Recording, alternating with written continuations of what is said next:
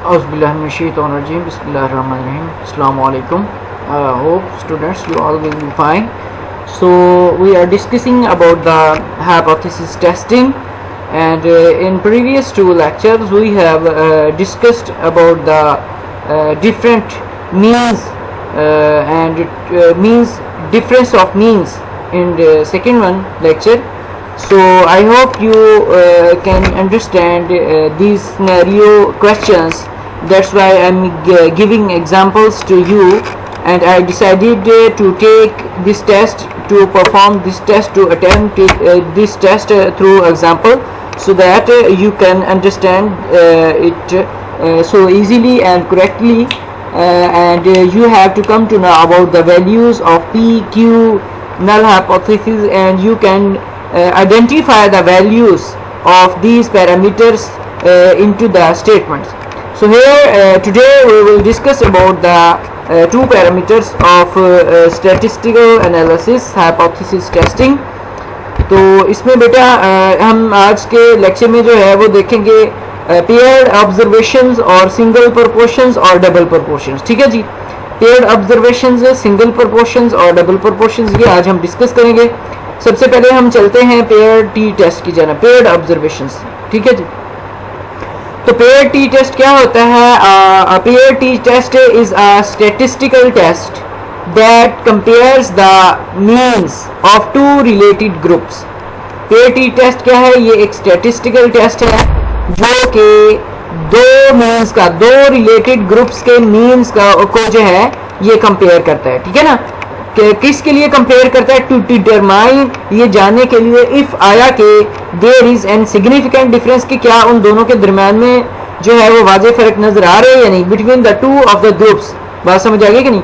अ paired t test क्या है? ये एक स्टैटिस्टिकल टेस्ट है जो कि इस्तेमाल किया जाता है, जो कि कंपेयर करता है मीन्स को दो रिलेटेड ग्रुप्स के, दो रिलेटेड ग्रुप्स के मीन्स को जो है ये कंपेयर करता है और ये देखता है कि आया कि उन दोनों के दरमियान में सिग्निफिकेंस डिफरेंस जो है वो मौजूद है या नहीं है. ठीक है ना. So if you have two measurements on the same items, persons या थिंग्स. ठीक है ना, अगर आपने सेम आइटम्स पे, सेम पर्सन्स पे या सेम थिंग्स पे दो ऑब्जर्वेशंस या दो मेजरमेंट्स आपने लेनी है और आपने ये देखना है कि आया कि उन दोनों के दरमियान में सिग्निफिकेंट डिफरेंस है या नहीं है, वो एक दूसरे से रिलेटेड हैं या डिफरेंट है, तो आप पेयर टी टेस्ट जो है वो लगाएंगे. ठीक हो गया बेटा. पेयर आमतौर पे देखें ना, एक चीज़ के दो हिस्सों के लिए होता है. लाइक आपके शूज़ हैं तो एक बंदे के दो शूज़ होंगे और एक बंदे की दो जुराबें होंगी. इसी तरह अगर एक आइटम है, एक पर्सन है, एक थिंग है और उसके ऊपर आप दो पैरामीटर्स को चेक करना चाह रहे हैं, तो इस तरह से आप कौन सा टेस्ट लगाएंगे? पेयर टी टेस्ट लगाएंगे. ठीक है जी. So pair T test is also known as dependent और कोरिलेटेड टी टेस्ट. इसको डिपेंडेंट टेस्ट भी कह सकते हैं, कोरिलेटेड भी कह सकते हैं. डिपेंडेंट क्यों है? क्योंकि इसमें एक चीज़ की वैल्यू हम कंपेयर कर रहे हैं ना बेटा, दो चीज़ों को. तो जब भी दो चीज़ों को कंपेयर करता है उसमें एक वैल्यू आपकी डिपेंडेंट होती है, एक इंडिपेंडेंट होती है. ठीक है जी, तो इसलिए इसको डिपेंडेंट टेस्ट कहते हैं. और कोरिलेटेड क्यों कहते हैं? क्योंकि इसमें हम कोरिलेट कर रहे हैं, मतलब कि दो चीज़ों के जो है या दो पैरामीटर्स के जो रिजल्ट्स हैं उनको जो है हम कोरिलेट कर रहे हैं, तो इस हिसाब से जो है हम इसको कोरिलेटेड टी टेस्ट भी जो है वो कह सकते हैं. ठीक हो गया. अच्छा, इसकी एग्जांपल्स देखें, इसकी एग्जांपल देखें. पहली एग्जांपल क्या है जी? एक इंचार्ज है किसी इंस्टीट्यूट का, किसी इदारे का, वो ये जानना चाह रहा है, the incharge of an institute wants to measure the increase in typing speed of the students. वो स्टूडेंट्स की जो टाइपिंग स्पीड है उसमें जो मतलब कि इंक्रीज है. ठीक है ना, कि आया कि उनकी जो स्टूडेंट्स की जो टाइपिंग स्पीड है वो बढ़ी है या नहीं, वो ये देखना चाह रहा है. Typing test were taken at the end of the first week. वो कह रहा है कि फर्स्ट वीक के एंड पे टाइपिंग टेस्ट जो है वो लिए गए थे at the end of the course fourth week. बात समझ आ गई कि नहीं बेटा? देखें, हमने ये देखना है कि पहले हफ्ते जो बच्चों के टेस्ट लिए हैं उनमें और बाद में 4 हफ्तों के बाद क्या उनमें कोई फ़र्क महसूस हुआ कि नहीं. बात समझ आ गई ना? इसमें जो ये पेयर टी टेस्ट है ये नॉर्मली हम उस वक्त लगाएंगे जब हम बिफोर एंड आफ्टर जो है वो देखना चाहते हैं फ़र्क. ठीक है ना, कि पहले क्या था और अब क्या था. इसके अलावा देखें weight of the children before and after feeding, मतलब कि पहले खाना खाने से पहले और खाना खाने के बाद जो फ़र्क है. और इसके अलावा 10 students were replaced on a special diet the result of the weight before and after the diet. ठीक हो गया ना। तो ऐसी ऑब्जर्वेशंस पे हम पेयर टी टेस्ट लगाएंगे जिसमें इंडिविजुअल थिंग्स वगैरह एक होंगी, लेकिन हम तो डिफरेंट टाइम्स में जो है उनके ऊपर वैल्यू चेक करेंगे कि आया कि वक्त गुजरने के साथ या खुराक देने के साथ, ठीक है ना, जो है उनमें कोई तब्दीली महसूस हुई है या नहीं हुई। ठीक हो गया। अब देखें test concerning the pair mean, इसमें एग्जांपल है। देखें the director of an institute wants to measure the increasing typing speed of the students who have completed their course. She selected a random sample of 10 students. उसने random sample 10 students के लिए typing test were taken at the end of the first week and at the end of the course 6th week. ठीक है ना, कि उसने फ़र्क देखना है कि पहले हफ्ते से लेकर 6वें हफ्ते तक क्या बच्चों की जो टाइपिंग स्पीड है उसमें कोई फ़र्क आया है या नहीं आया, वो ये देखना चाह रही है। ठीक हो गया। तो इसके लिए उसको कौन सा टेस्ट लगाना पड़ेगा? पेयर टी टेस्ट लगाना पड़ेगा। ठीक है ना। The test of hypothesis that the average students will increase in the typing speed. ठीक है ना। वो हाइपोथेसिस क्या बनाई हुई है? हाइपोथेसिस या एक मफरूज़ा ये कायम किया गया है कि एवरेज स्टूडेंट जो है will increase in typing speed bye over 30 words पर मिनट। ठीक है ना, कि उनकी जो स्पीड है वो 30 वर्ड्स पर मिनट जो है वो बढ़ रही है। ठीक है ना, बिटवीन द वीक्स 1 and 6। तो इसमें लेवल ऑफ सिग्निफिकेंस हमने कितना देखना है? 0.05 या 5% लेवल ऑफ सिग्निफिकेंस आप देखोगे। ठीक है ना। तो हाइपोथेसिस इसके लिए क्या बनाया? हाइपोथेसिस ये बनाया कि 30 वर्ड्स पर मिनट स्पीड जो है वो पहले हफ्ते से लेकर 6वें हफ्ते तक जो है स्टूडेंट्स की बढ़ गई है। ठीक हो गया। अब देखें नंबर वर्ड्स पर मिनट और स्टूडेंट देखें, इसमें पहले हफ्ते और 6 हफ्ते का हम देख रहे हैं। तो स्टूडेंट नंबर 1 जो है इसमें पहले हफ्ते कितने लफ्ज़ लिख सकता था 1 मिनट में? 15। और 6वें हफ्ते कितने लिखना लग गया? वो 51। इसी तरह दूसरा स्टूडेंट पहले हफ्ते कितने लफ्ज़ लिखता था? 21।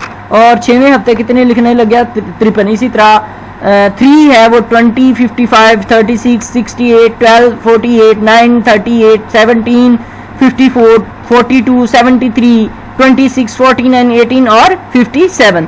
तो ये बेटा आपने देखा कि जो स्टूडेंट्स हैं 10 स्टूडेंट्स हमने लिए हैं रैंडम, उनमें से पहले हफ्ते और 6वें हफ्ते जो उनकी टाइपिंग स्पीड है उसमें जो तब्दीली आई है उसको हम जो है वो देखना चाह रहे हैं। अब उसके बाद देखें बेटा हम सोल्यूशन निकालेंगे। हम असल में ये देखना चाह रहे हैं कि आइदर कि जो एवरेज स्पीड है, ठीक है ना, म्यू किसको जाहिर करता है? मीन को जाहिर करते हैं ना। तो क्या एवरेज स्पीड जो है वो स्टूडेंट्स की मीन डेविएशन जो है क्या जो है वो बड़ी है? एवरेज स्टूडेंट्स वो mu d is equal to 30, ये नल हाइपोथेसिस है। ठीक है ना। और अल्टरनेटिव हाइपोथेसिस क्या है? Mu d is greater then 30। ठीक है जी।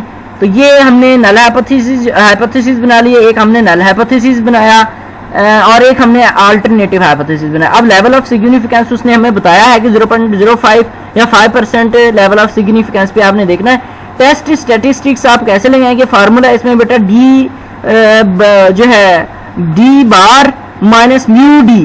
ठीक है ना। म्यू डी ओवर क्या आ जाएगा? S d standard deviation over n क्या है? Number of sample. ठीक है ना। तो क्रिटिकल रीजन इसमें देखें वो कह रहा है कि in the case of the upper tail test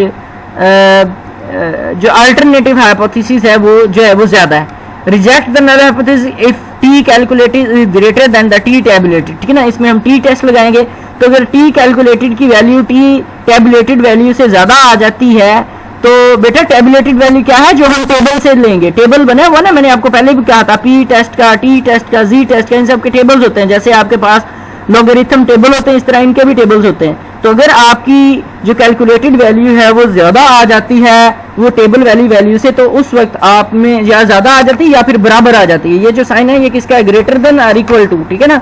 तो t tabulated value then you have to reject the null hypothesis. जबकि टी टैबुलेटेड वैल्यू अगर बराबर आती है टी अल्फा के, अल्फा क्या है? n-1 है। ठीक है ना। तो टी अल्फा की वैल्यू क्या दी है? अभी उसने दिया 0.05।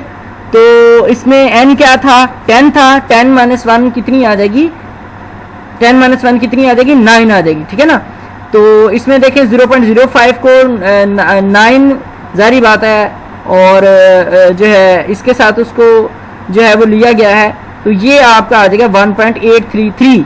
सो टी कैलकुलेटेड वैल्यू जो है 1.833 जो है वो ग्रेटर देन और इक्वल टू है। ठीक है ना। ये देखें इसमें फिर पॉजिटिव वैल्यू है तो जारी बात है बेटा ये जो है अपना ये डिस्ट्रीब्यूशन है उसमें ये राइट साइड पे आएगी पॉजिटिव वैल्यू। ठीक हो गया। अब क्या है, हमने कंप्यूट करना है, डी की वैल्यू भी निकालनी है, जारी बात है फार्मूले में पुट करने के लिए। डी की वैल्यू क्या होती है आपको पता है कि x माइनस वाई, ठीक है ना। डी की वैल्यू क्या है, डिग्री ऑफ फ्रीडम, ठीक है ना। तो डिफरेंस है, क्लास डिफरेंस इसको कहते हैं। D is equal to class difference. तो 51 माइनस 15 36, 63 माइनस 21 42, 55 माइनस 23 35 और 68 माइनस 36 32, 48 माइनस 12 36, 38 माइनस 9 29, 54 माइनस 17 37 और 73 माइनस 42 31, 49 माइनस 26 23, 57 माइनस 18 39। तो ये जो है बेटा आपकी डी की वैल्यू आ गई। अब डी की वैल्यू को टोटल करेंगे तो ये सारे का सारा समेशन डी कितना आ जाएगा, 340। अगली बात क्या होती है, डी का स्केयर लेना है। अब 36 का स्केयर लेंगे तो 1296 आ जाएगा, 42 का स्केयर लेंगे तो 1764 आ जाएगा, 35 का स्केयर लिया तो 1225 आ गया, 32 का स्केयर लिया 1024 आ गया, इसी तरह 36 का स्केयर 1296, 29 का स्केयर 841, 37 का स्केयर 1359, 69 और 31 का स्केयर जो है 961 है, 23 का स्केयर 529, 39 का स्केयर 1521 और ये टोटल वैल्यू कितनी हो जाएगी, ये हो जाएगी मेरा 11826। अब ये फार्मूला आपके पास, फार्मूला क्या है, d bar is equal to summation d over n. Summation d क्या था आपका, अभी जो आपने निकाला है बेटा, अभी जो आपने निकाला है समेशन डी जो है उसकी वैल्यू क्या थी, सॉरी ये है, ठीक है ना, ये इसकी वैल्यू है 340, ठीक है ना। अब हमने क्या करना है कि समेशन डी की जो वैल्यू है 340 वो इसमें पुट की। एन की वैल्यू क्या है, नंबर ऑफ सैंपल्स कितने हैं, 10 स्टूडेंट्स लिए गए ना, 340 तकसीम में 10, ये आ गया आपका 34। इट मीन्स दैट कि आपकी डी जो है उसकी वैल्यू आ गई है, ठीक है ना, class difference, mean class difference. अब हमने ये फार्मूला लेना है स्टैंडर्ड डेविएशन का, n is equal to sigma d square minus sigma d इस होल का square over into n minus 1। ठीक हो गया। अब n की वैल्यू क्या है, 10 है और डी स्क्वायर की वैल्यू आपने अभी निकाली है, ये वाले 11826, ये आपने यहाँ पे पुट कर दी। और अकेले डी की वैल्यू क्या है, 360 है। अकेले डी की वैल्यू क्या है, 360 है। ये देखें इस वाले अकेले डी की वैल्यू 360 है, जबकि डी स्क्वायर की वैल्यू क्या है, वो 11826। तो बेटा अकेले डी की वैल्यू आपने पुट की कितनी, 360, फिर इसका स्क्वायर और नीचे n है 10 है, n माइनस 1 10 माइनस 1 वो नाम बच जाएगा। अब इसमें देखें कि आपने 10 के साथ इसको ज़रब देना है 11826 को और 340 का स्क्वायर लेना है और इसको फिर इसमें से माइनस कर देना है, ठीक है ना। 340 का स्क्वायर लेके उसको 11826 के साथ जारी बात है एक सिफर ही लग जाएगा, इसमें से माइनस कर देना है। फिर ये करना है कि 9 यहाँ पर बच जाएगा, 10 माइनस 1 9 हो जाएगा, 9 को आपने 10 से ज़रब दे देनी है, ठीक है ना, 90 आ जाएगा। तो इसको फिर तकसीम कर दोगे 90 पे, बाद में उसका अंडर रूट लिया तो जो वैल्यू आई वो कितनी थी, 5.44। बेटा ये कर लिया करो खुद से, कैलकुलेटर लेके ना ये किया करो। अब इतना टाइम नहीं है कि हम व्हाइट बोर्ड पे समझाएं। आपको पता है बेटा जो कंडीशन बनी हुई है कोरोना की वजह से, तो मैं वैसे पढ़ा रहा था तो मैंने ये फील किया कि आप लोगों को साथ साथ थोड़ा सा एग्जाम्पल्स को भी समझा देना चाहिए, ताकि आप लोगों को जो है पता तो चले ना कि कम से कम डी की वैल्यू स्टेटमेंट में कहाँ पर होती है, एन की वैल्यू कहाँ पर होती है। तो इसलिए मैंने ना थोड़ा सा अभी इसमें एग्जाम्पल्स जो हैं वो पुट करना शुरू कर दिया है, ओके इसमें से आपको थोड़ी बहुत जो है इसमें समझ आ जाएगी, ठीक है ना। अब टी टेस्ट हमने लगाया है, जारी बात है इसमें वैल्यू पुट की है 34 माइनस 30 ओवर 5.44 ओवर 10 का अंडर रूट। तो टी कैलकुलेटेड वैल्यू कितनी आ जाती है, 2.33 और टी टैबुलेटेड वैल्यू कितनी थी, टी टैबुलेटेड वैल्यू कितनी थी बेटा, वो थी 1.833। अब चूंकि हमारी जो कैलकुलेटेड वैल्यू है वो ग्रेटर देन है टैबुलेटेड वैल्यू से, तो हम क्या करेंगे, we will reject the null hypothesis. It means that कि जो स्टेटमेंट थी कि बच्चों में टाइपिंग स्पीड में जो फर्क आया है वो सही बात थी, ठीक हो गया ना। अब फिर हम देखेंगे सिंगल प्रोपोर्शन और डबल प्रोपोर्शन। तो सबसे पहले फिर हमने डिस्कस करना है test concerning the single proportion. देखें, a ketchup manufacturer is the process of the delicious deciding whether to produce a new extra spicy brand. वो कह रहा है कि एक केचप बनाने वाली कंपनी अब ये देखना चाह रही है कि क्या हमें नया एक्स्ट्रा स्पाइसी वाला केचप जो है वो बनाना चाहिए कि नहीं। Company marketing research department use the national telephone survey.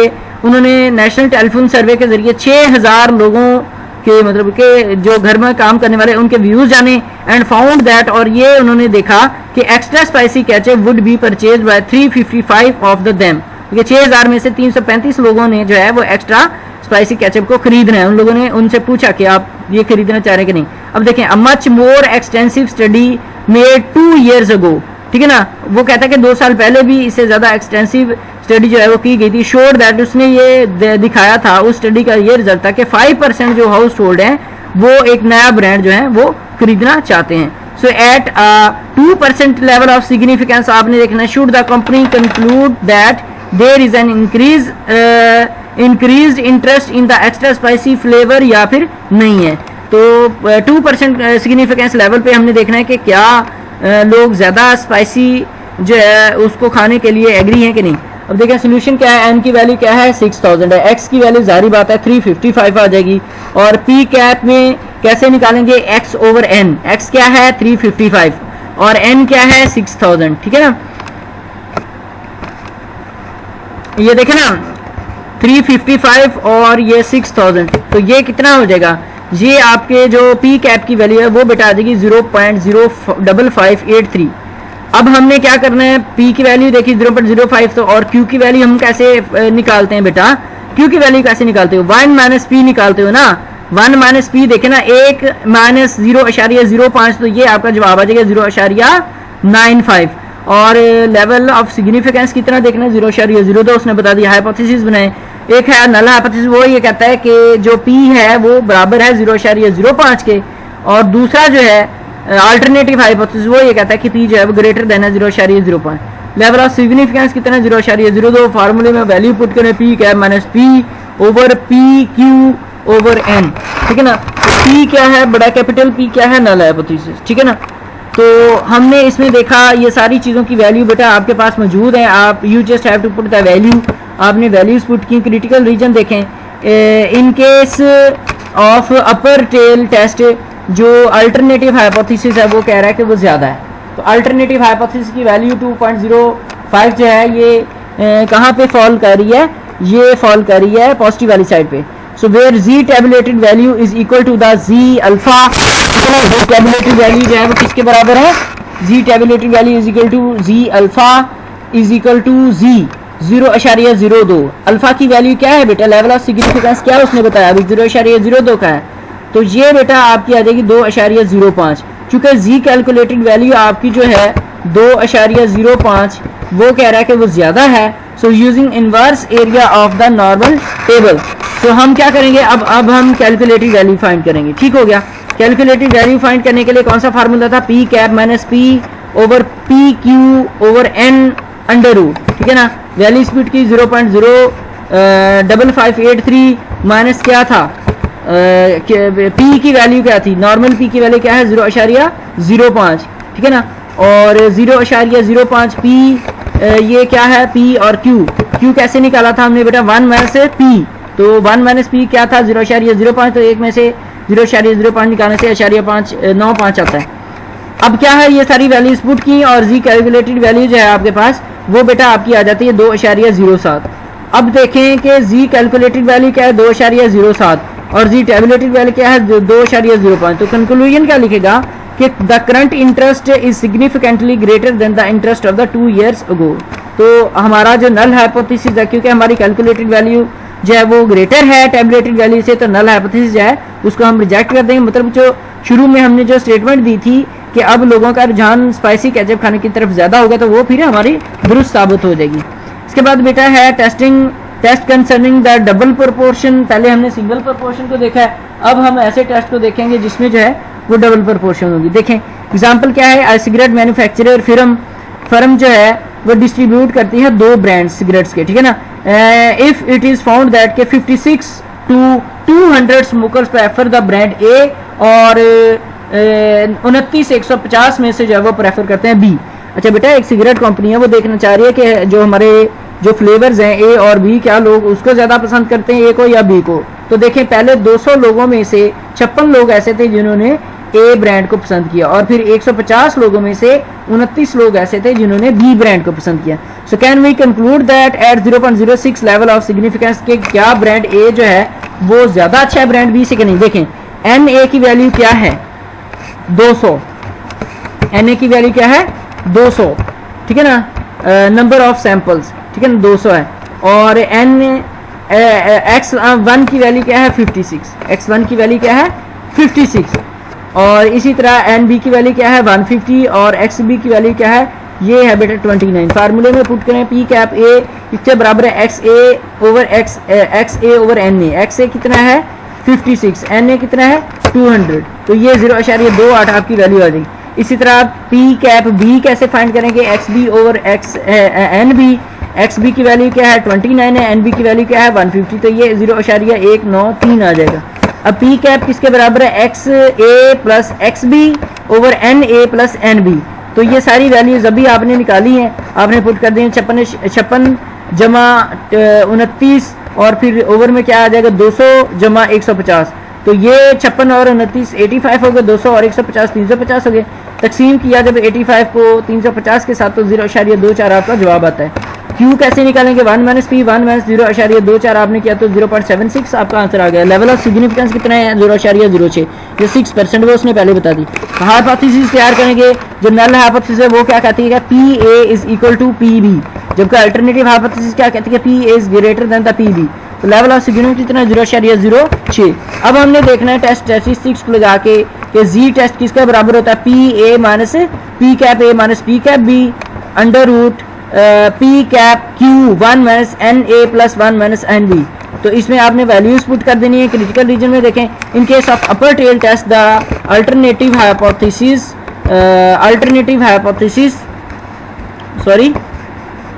is greater. In case of upper tail test the alternative hypothesis is greater, so reject the null hypothesis. If z calculated is greater than the z tabulated, फिर आपने क्या करना है reject कर देना है। जबकि z tabulated value z जो है अल्फा के बराबर आ जाएगी तो फिर इसकी वैल्यू आपने क्या लेनी है 1.56, ठीक है ना। So z tabulated value is equal to z alpha. z tabulated value कितनी है 1.56, तो ये आपकी z अल्फा की वैल्यू बन जाएगी। So z calculated is greater than 1.56 using the inverse area of the normal table। तो नॉर्मल टेबल का इन्वर्स एरिया यूज करने से आपको क्या पता चला कंपटीशन क्या हुई। इसमें बेटा आपने वैल्यूज पुट करनी है, पी कैप ए की वैल्यू पुट करें 0.28 और पी कैप बी की वैल्यू पुट करें 0.193 और इस तरह से नीचे आ जाए तो 0.24 है multiplied by 0.76 multiplied by 1/200 plus 1/50। तो ये वैल्यू आपने पुट की तो बेटा फिर जो आपका आंसर आया जी टेस्ट का वो आता है 1.89। तो क्योंकि ये कैलकुलेटेड वैल्यू जो है वो स्टेबुलेटेड वैल्यू जो 1.5 है इससे ज़्यादा है, तो इसलिए हम नल हाइपोथेसिस को रिजेक्ट कर देंगे। हम ये कहेंगे कि जो ब्रांड ए है उसकी सेल ज़्यादा है as compare to brand B. अच्छा बेटा आज का हमारा जो लेक्चर था उसमें हमने तीन टॉपिक्स हैं उनको कवर करने की कोशिश की है। तो इसमें सबसे पहला क्या है pair T test. Pair T test क्या है जी, इसमें दो चीज़ों का पेयर जो है इसमें हम इन दोनों की वैल्यूज़ को एवेलुएट करना चाह रहे होते हैं। इसकी एग्जांपल्स हैं, 3 एग्जांपल्स दी थी। फिर 2 कंसर्निंग पेयर टी टेस्ट, ठीक है ना, test concerning the paired mean. फिर इसमें यह है कि ऐसा टेस्ट जो जिसमें 2 पेयर्ड मीन जो हैं, देखें the director of the institute, ये हमने पढ़ा है। फिर उसके बाद नल हाइपोथेसिस हमारी रिजेक्ट होगी, मतलब कि जो स्टेटमेंट थी वो सही साबित हुई। इस तरह दूसरी और फिर सिंगल प्रोपोर्शन पे आ गए, सिंगल प्रोपोर्शन के बाद जो है वो डबल प्रोपोर्शन पे आ गए। तो ये बेटा आपका था लेक्चर, इसको काइंडली घर जाके लाजमी आप लोग ने किया करना है। अगर नहीं करोगे तो फिर जो है ना आप में और वो बच्चे जो बेटा आजकल कॉलेज नहीं आ रहे उनमें और आप में कोई फ़र्क नहीं रहेगा, ठीक है ना। अपना ख्याल रखें।